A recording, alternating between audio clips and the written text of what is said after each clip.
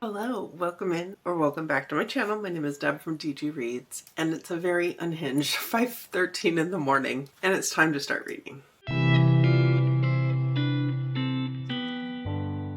Today is Sunday, June 21st. It is also the day of the summer solstice, and Lexie from Books with Lexie came up with this fun idea, and for some reason at the time it sounded like a good idea, but the idea was to basically read all day from sun up to sundown, and she decided to make it into a readathon for her Patreon, and I decided I would join her on this venture. It seemed like a good idea. And then I got on Google and said, what time is sunrise on June 21st? And the internet said 5:13 in the morning. So that's what time I'm awake this morning. Turns out when I woke up and I looked at my phone, it said sunrise is actually 5:42, so I could have slept 30 more minutes. But honestly, it's already starting to get light out, so oh well. We're gonna go with the original time because I'm awake, so I might as well get going, because if I lay back down, I'm probably not getting up in 20 minutes, let's face it. So, happy solstice! My family actually celebrated Father's Day last night. We went to the Cheesecake Factory, had a really nice dinner, hung out for a while, so I really have no obligations today other than sitting and reading, so that is the plan.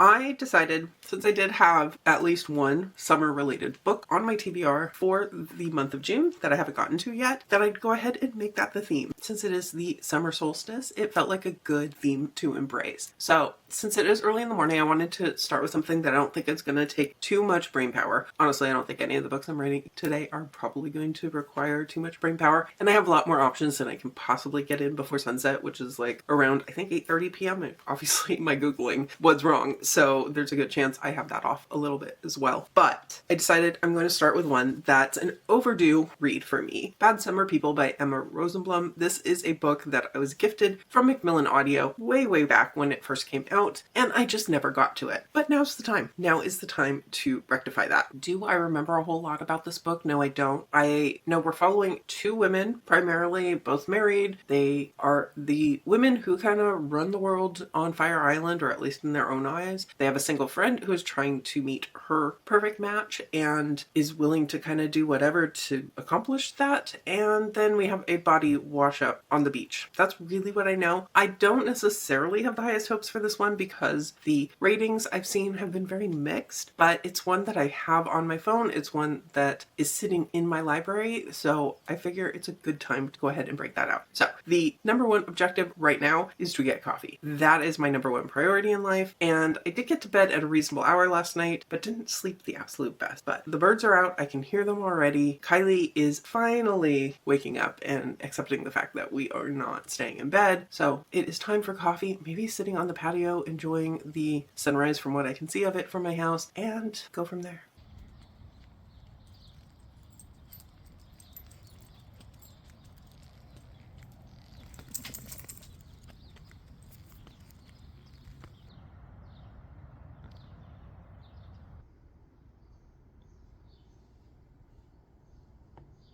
It is coming up at 9 a.m. and I do have quite a few updates for you. We got up, saw the sunrise a little bit. I took Kylie out for a walk and started listening to my book while we were doing that. The sky was very pretty, as much as I can see from being in a neighborhood, and you know, the actual skyline is hidden behind buildings. But the sky was pretty. It was a pleasant morning. Kylie found a squirrel in one of the trees as we were passing, so that was exciting for her. And then we came back because I needed coffee. That was my main priority, and I did get my coffee, so that was nice. I wasn't enjoying my book. That has been DNF'd. I made it 20% in. I gave it a bit, but it says it right in the title. Bad Summer People. These were not characters I was going to be able to root for. We very quickly find out they don't like each other much, even though they're friends. We also have an affair going on, and affairs generally are not a thing I enjoy. The story involves not only an affair, but it's cheating with your best friend's spouse type of a thing. Again, not my cup of tea. So I've got plenty of books that I want to get to today that I won't be able to get to all of them, so I figured let's put that one down. Then I moved on. So I've been sitting out on the patio with Kylie and just enjoying the day. It's a little bit chilly this morning, which is nice. I've got a blanket on me, which is nice. And I've been reading The Girls of Summer by Katie Bishop. This is a gifted copy I received from St. Martin's Press. They sent some little promo pictures in here as well, and I just lost my place, but that's okay. I forgot I was using these as a bookmark.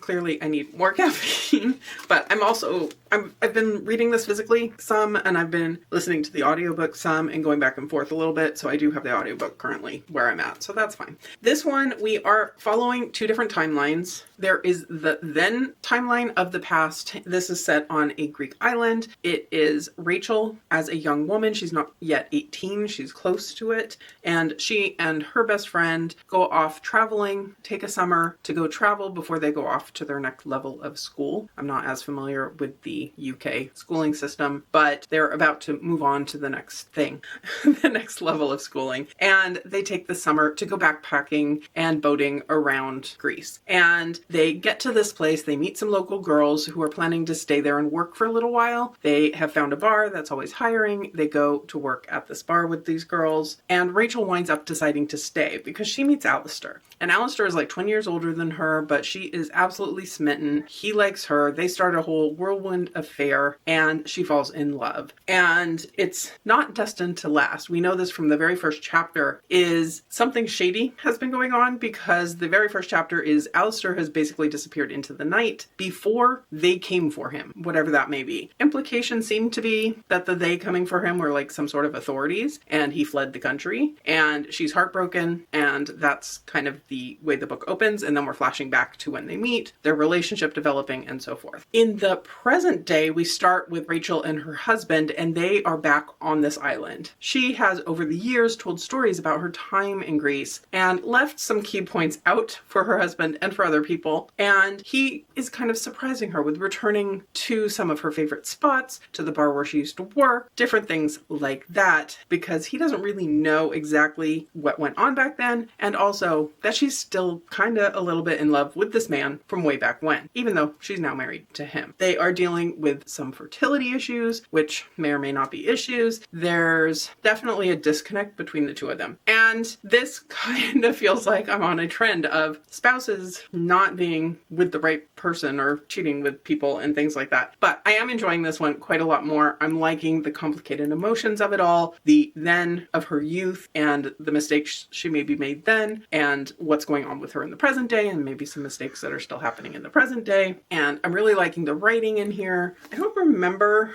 if this is an author I've necessarily read before. I believe it is. Maybe not. I don't know. I'm not seeing a also by list.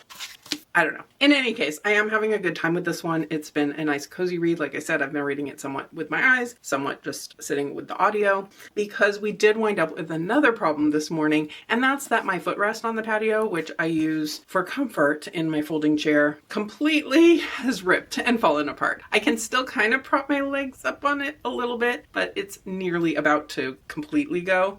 And Kylie stands or lays on my legs on top of this thing. So I've been doing some online shopping while I've been listening to my book and chilling with Kylie on the patio. The hummingbirds have been coming around. It's been a lovely morning. So I think that's the plan for right now. I know there is a 24-hour readathon starting in Becca at Becca and the Books Patreon today. That's starting in about an hour from now. So I'll probably take little mini breaks to do that chat with her and do those sprints for a little while. But basically, I'm looking forward to continuing on with this one. And then I think I'm moving on to horror after this. So this one I would call a little bit mystery, definitely contemporary-ish, and I don't know exactly where I'd fit it. Lit fic maybe to some extent. Women's fiction is a really broad category I don't tend to like, but it definitely fits for this. So that's the plan. I may get some crocheting in, but definitely starting to get hungry since I was up so early. I don't normally eat super early in the morning, but I definitely want to refill my coffee and probably figure out something for breakfast. Maybe a bagel. Bagel sounds good. So gonna get to that, and I'll let you know when I have further updates for you. Summer in SoCal. Sun and gloom.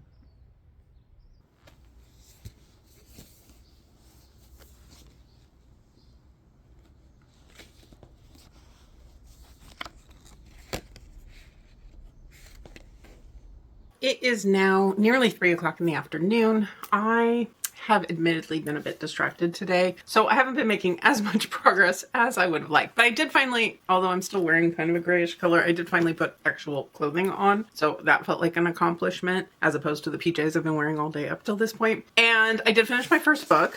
So I finished up The Girls of Summer and I liked it. I liked the writing in here. I liked the character development that we got in here. I liked the kind of looks at what was done in the past versus what was happening in the present. I didn't like the character decisions happening in here and I got frustrated with it for that reason. But I think it was done pretty well to show how young girls can get taken advantage of, how that can color them and their lives going forward in time. So realistically, I think this was well written. It wasn't necessarily a perfect fit for me as a reader, but I did enjoy my time with it overall. It was a strong 3.5 verging on a 4 for me. So success. I'm going to consider this a success. I've been snacking on popcorn, so I haven't done like a proper lunch or anything, which is fine. I've got leftovers for dinner tonight, so we're going lazy on the food front today. I did order myself some new outdoor furniture, so that'll come sometime in July. I had picked out a couple. I was debating a couple different colors and things like that, and a few of them were going to be delivered while I'm out of town, and that made the decision easy not to go with those. I picked out a nice set in a blue color, which was more colorful than what I was first looking at, but it will come like the second week of July, which is perfect because I'll be in town then. So there was that.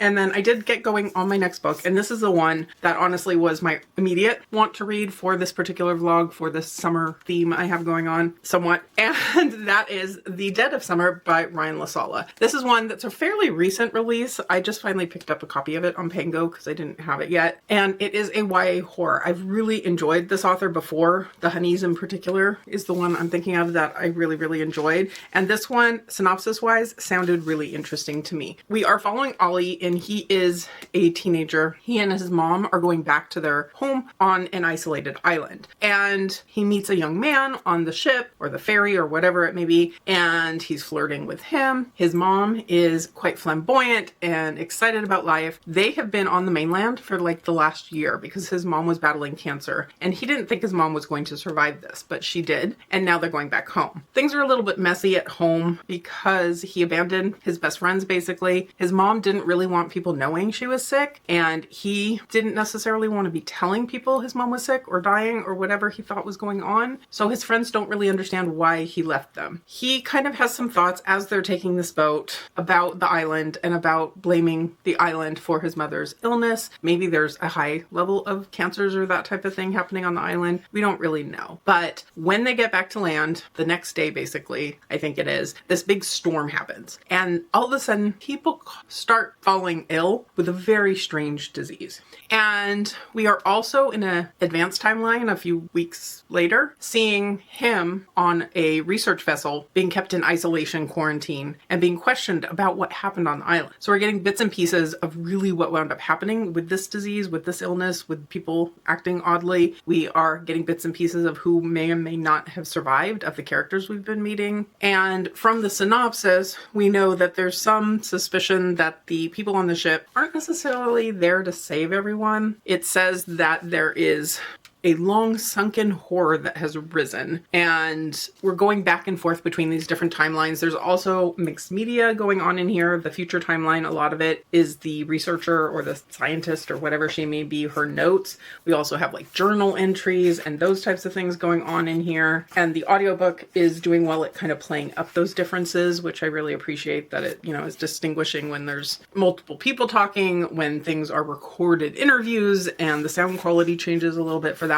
So I am having a really good time with this one. It's one of those where I want answers, and it's keeping me really hooked because we're slowly getting reveals. So that is my priority, is to finish this up next. Kylie's been taking some naps and not really excited about the new furniture that I ordered, but hopefully she'll enjoy it when it comes. So I'm gonna keep going and get myself something cold to drink because it is starting to warm up. And that makes sense given it's 3 o'clock in the afternoon now. So I'll be back once I have more updates for you.